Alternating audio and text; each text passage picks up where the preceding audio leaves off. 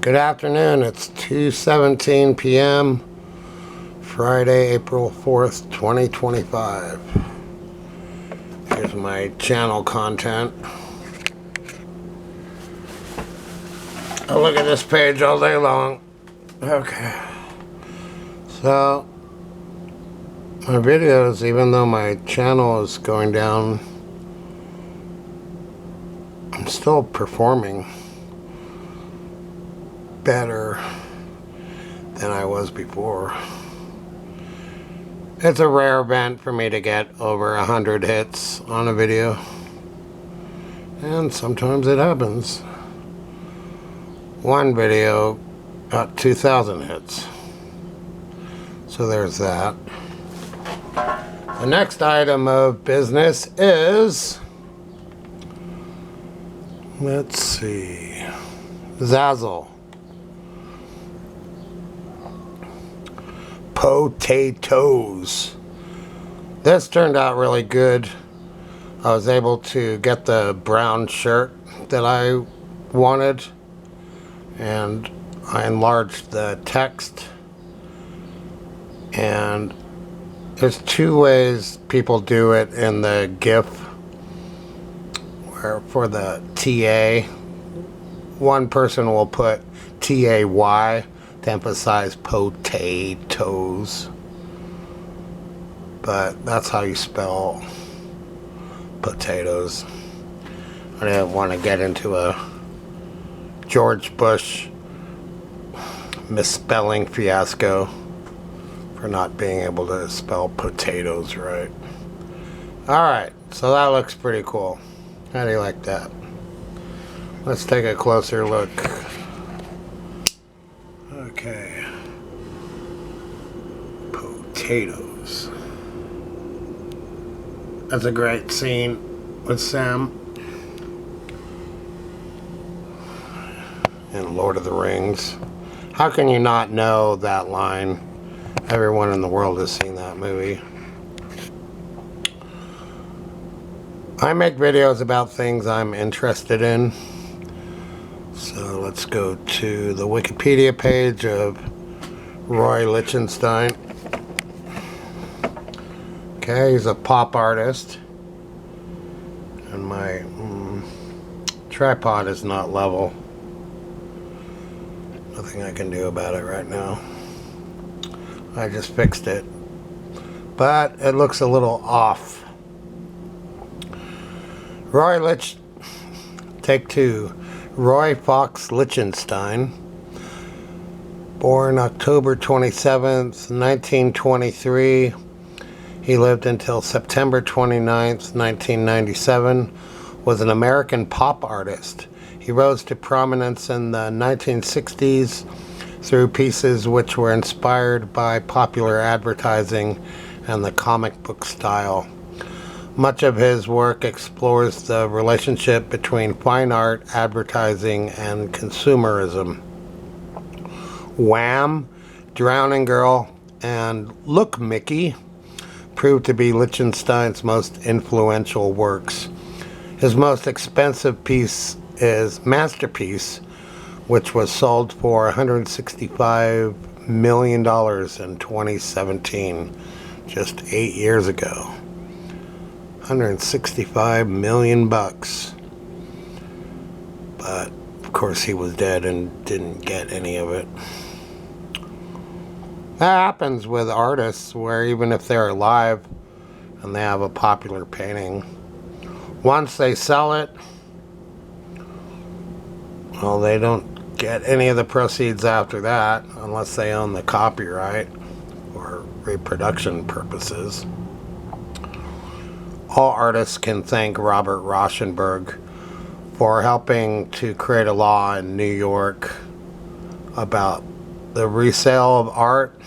He made it so that a person who bought a painting had to wait 1 year before reselling it. So a lot of people were flipping paintings. They'd buy it and then they'd sell it at a profit. Lichtenstein's paintings were exhibited at the Leo Castelli Gallery in New York City, which represented him from 1961 onwards. His artwork was considered to be disruptive. Lichtenstein described pop art as not American painting, but actually industrial painting. Okay, I have a... I can't say it politely. I had two ways of saying it, and they're both bad on YouTube. I have... Let's see, there's a third one. I have an excitement for art history. Okay. There's one of his public art pieces, Capta Barcelona. Capta Barcelona. Okay. So, I'd like to thank my art history teacher, Norm Schwab. There's no way he could be alive right now. He could be. I don't know if he's famous enough to have a Wikipedia article. That seems to be, if you're famous, you have to have a Wikipedia page.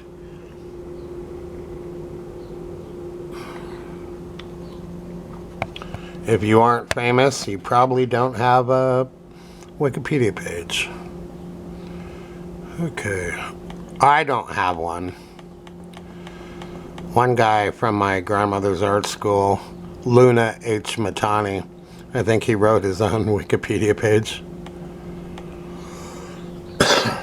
Not a bad thing to do, and I read the whole thing. It was really interesting, actually. So, as part of his art business, he can tell people that he's on Wikipedia, and they can read up on him.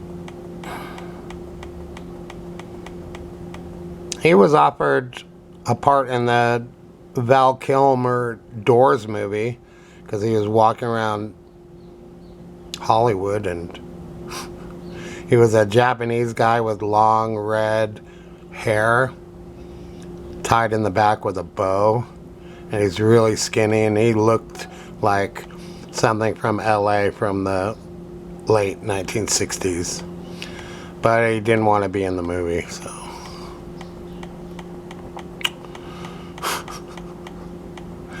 actually, me and my friend, we went there to be extras in that movie. I didn't get it. I didn't dress up like the 60s or anything, so why would they want me there? So there's Van Gogh's bedroom in Arles. There's Lichtenstein's version. It's pretty cool. I like them both, but I prefer the Van Gogh version. That's real painting. That's real art. And when he was alive, no one, of course, cared about it. They didn't care that he existed at all. And his own mother threw away like 8 boxes of his drawings that the world will never see. My brother sent me a link to painted cars. It turns out that Lichtenstein painted a BMW. That's pretty cool. So I'm spending time on art history right now. It's one of my favorite subjects. So there's lots of history buffs, and people really love history. But viewing the world through an art history lens will change your world if you read enough art history. You begin to see the world in a new way. I kid you not.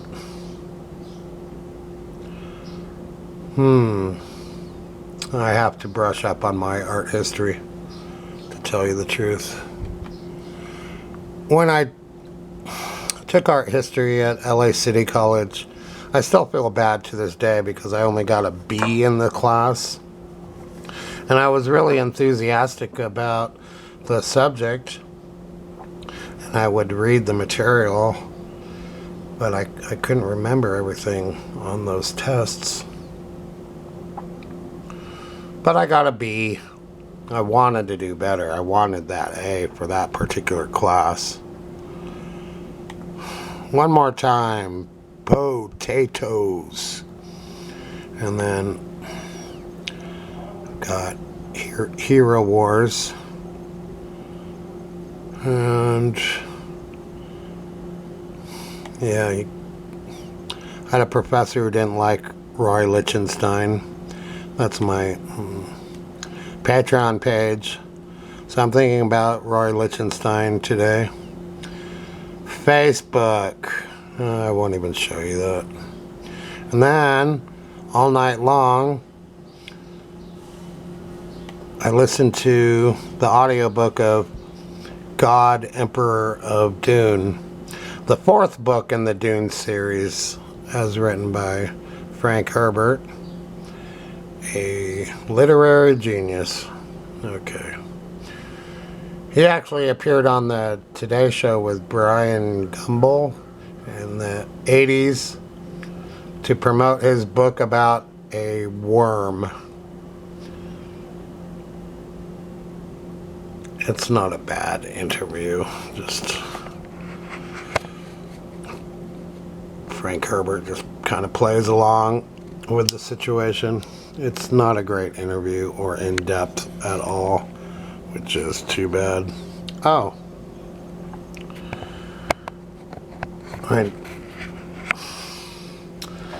I have hot water for my tea, but I haven't filled up my cup. I like to have something to drink while I make these videos, because when I talk, sometimes my throat gets very dry. So here's the bed. I like to do this where I hold the legs of the tripod, and I can do an extended view that I could not do with just standing on the bed or something. I can get way up there. Okay. So that's fun. My first item is I have a plastic soda bottle. Cherry Cola Sam's. So this would be good to paint. Usually I cut the wrapper off, but this one might actually be good to paint. I like the label. You have to like the label, otherwise I cut it off. So I was gonna throw this away for this video. Let's see, I want to show you what you can do with this. If I can do it. Come on, baby. I want to get people to think about using materials such as this. I'm trying to cut it. Okay, there we go. Then you just follow the line here. And if you're driving a car and for some reason you don't have a funnel to put oil or transmission fluid or antifreeze, you instantly have a funnel right there. And if your car gets overheated, this can actually save you. So using household items for things, it's a way of thinking, and I've watched a lot of videos about people creating little items which can actually be really useful. So it's a way of thinking, and this can save you $1.25 from the dollar store. You just get 3 of these. Transmission fluid, oil, and antifreeze, what have you. Okay, so there's that. I might just throw that away. But this can be used for water for your paintbrushes. Okay. Or you can take this lid and put packaging tape right here and have this be a lid, and you can put your paintbrushes in there, and then you paint up the thing, and then you have a place to put your paintbrushes. Good for if you're traveling. Okay, now let's put wood on the bed. Okay. So I have 2 sides to this wood that I'm painting. This side and that side. So today we'll have it be on this side because I want to paint this white. I want to put some white paint there. And why do I have this? To put my brushes on. Okay. Let's do it right. I don't do anything right. I'm a flawed person. I was thinking about all the times I was an a-hole in my life. And it's a lot. It's way too much. I don't know what my problem is. Why couldn't I have been nicer to people? Why? Why did I have to let my bad attitude to affect how I interacted with people? And there were lots of times I was nice, but mostly I remember things that I could have done better on. I should have let things just slide instead of making a big deal about it. I'm a therapy case. Part of my art is about therapy. Too much. Should be about art.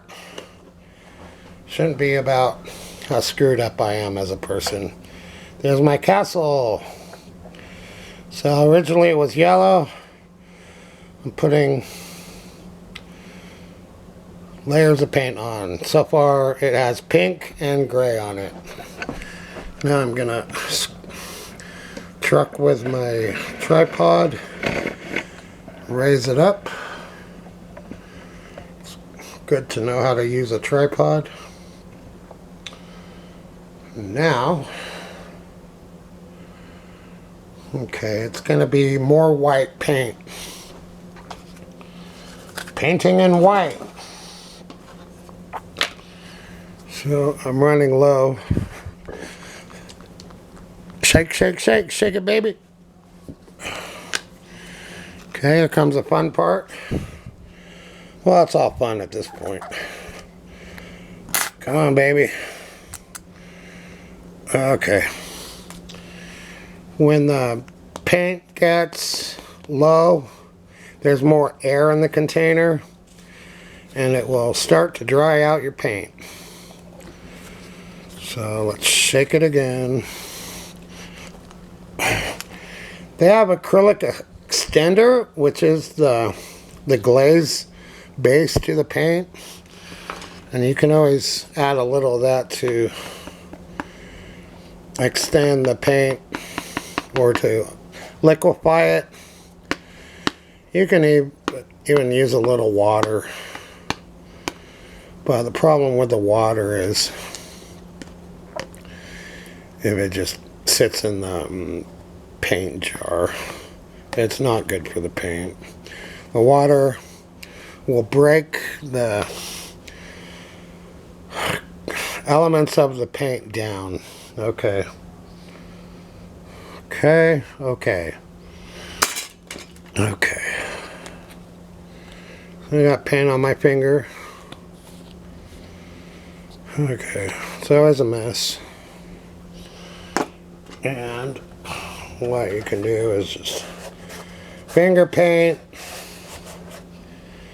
or you can wipe it on your pants when you get paint everywhere. I used to always get paint on my pants. Then I could walk around LA with paint on my pants and people would know that I had been painting. I was a working artist. That's what I wanted to do.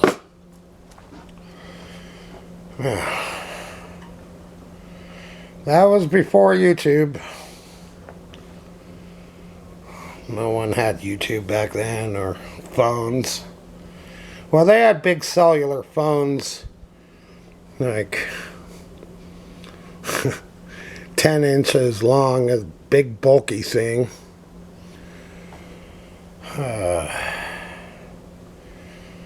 So if you were a successful artist and you were doing jobs for people and you were out and about town all day long and people wanted you to do artwork, then you'd have your cell phone so people could get a hold of you. And that was a big investment for an artist at the time.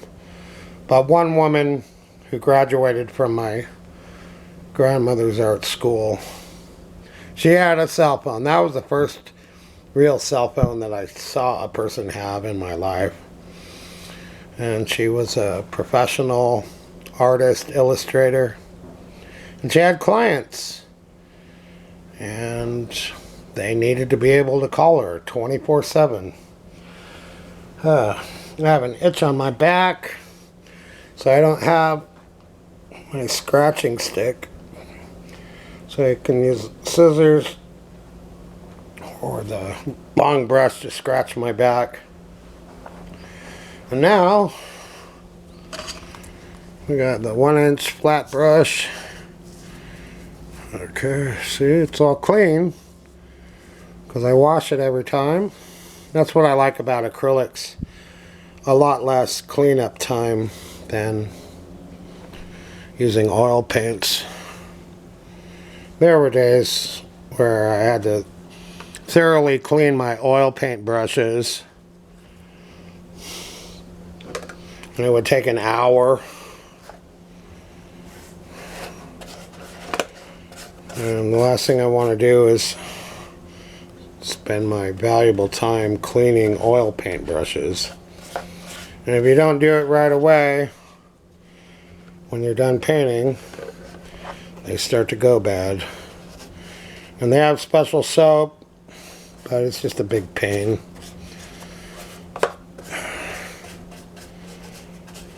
And then if you are in class oil painting, and if you're in a rush to get to your next class, you don't always have time to clean your oil painting brushes, and then they go bad. And they are expensive. So, one time I was so bad, I had a $25 watercolor brush that my friend Dale gave me in Salt Lake City. And I ended up using it for oil painting, and I ruined that brush because I had ruined all my oil painting brushes. I needed something to paint with. I was not a good oil painting student. Sure, I was a good artist, but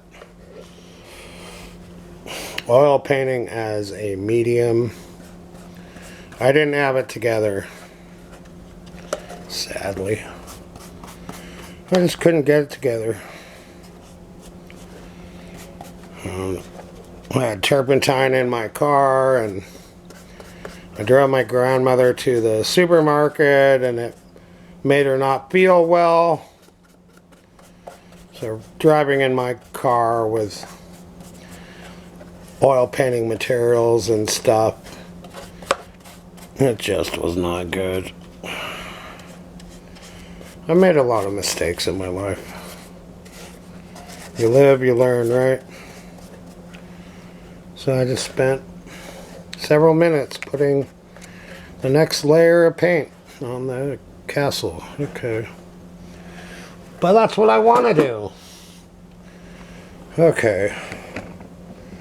Now, we have this area of wood. My back starts to hurt from leaning over. Okay. So I just put a little paint there. A little paint here. Just because I feel like it. Here's the Sam's Cola container. So I just paint a little at a time, because then I can let it dry. And doing that will help avoid getting paint on everything. I can even paint my funnel. So my art show is a combination of Mr. Rogers and Bob Ross. And there was this guy who used to draw Popeye on KTLA, Channel 5 in LA during the 70s, and I used to watch his show. He'd draw Popeye, and then it would go to a cartoon, and he'd work on a Popeye drawing for the entire show. And he could really draw Popeye. I don't know if he ever was an animator for Popeye, but he was good at drawing Popeye with pastels on paper. That was real nice. Okay, we have a couple minutes. So then I get my Old English can, and I still have some paint, so that goes there. If it's too thick, I brush it out. And then that's really fun to paint, the bottom and the rim. The word rim can be a bad word, or it could be the rims on your car. Okay. I always talk about how I'm edited on YouTube.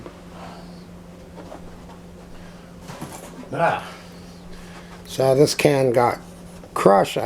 I started to crush the cans because, you know, you can get a piece of paper and wrinkle it up, crush it up, and then draw it. And it's a really good drawing exercise.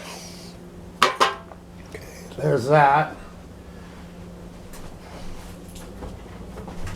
Next, I have this instant mashed potatoes box.